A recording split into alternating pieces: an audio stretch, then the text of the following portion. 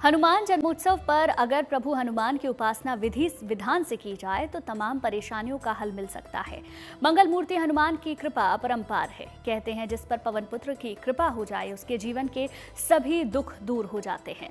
लेकिन इसके लिए हनुमान जी को प्रसन्न करना आवश्यक है। तो अब आपको बताते हैं वो दिव्य प्रयोग जिससे शीघ्र मिलेगी आपको हनुमान जी की महाकृपा।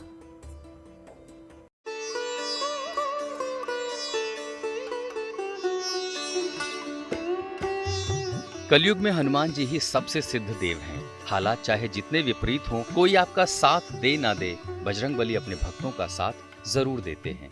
हनुमान जी अजर अमर हैं। आप हनुमान जी के अलग अलग स्वरूपों का ध्यान करके जीवन की समस्याओं को दूर कर सकते हैं।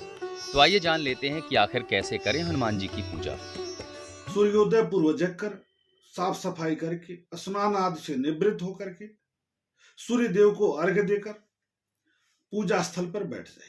पूजा स्थल में राम दरबार जरूर होना चाहिए। हनुमान जी महाराज को लाल चोला, प्रभु श्री रामचंद्र जी को कोई भी एक वस्त्र, माता सीता के लिए जी के लिए एक वस्त्र नहीं हो पाता तो मनसः आप अर्पित कर दीजिए।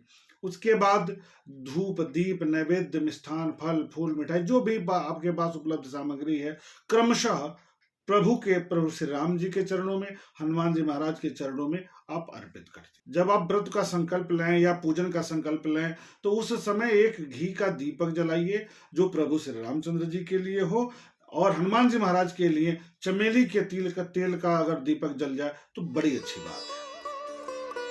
हनुमान जी की पूजा अभिजीत मुहूर्त में करें। उत्तर पूर्व दिशा में चौकी पर लाल कपड़ा रखें। हनुमान जी के साथ श्री राम जी के चित्र की स्थापना करें। हनुमान जी को लाल और राम जी को पीले फूल अर्पित करें। लड्डुओं के साथ साथ तुलसी दल भी अर्पित करें। पहले श्री राम के मंत्र ओम राम रामाय नमः का जाप करें। फिर हनुमान जी के मंत्र ओम हम हनुमंते नमः का जाप करें। भक्तों की पुकार सुनते हैं महावीर।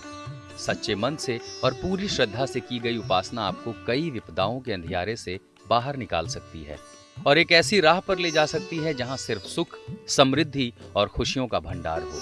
लेकिन बजरंगबली की पूजा में क्या बरतनी चाहिए सावधानियां, आइए जानते हैं। मन को एकाग्र करिए, मन में पवित्रता लाइए। ब्रह्मचर्य का पालन करना बहुत जरूरी है। इस दिन लाल रंग का जितना प्रयोग कर पाए उतना अच्छा होता है।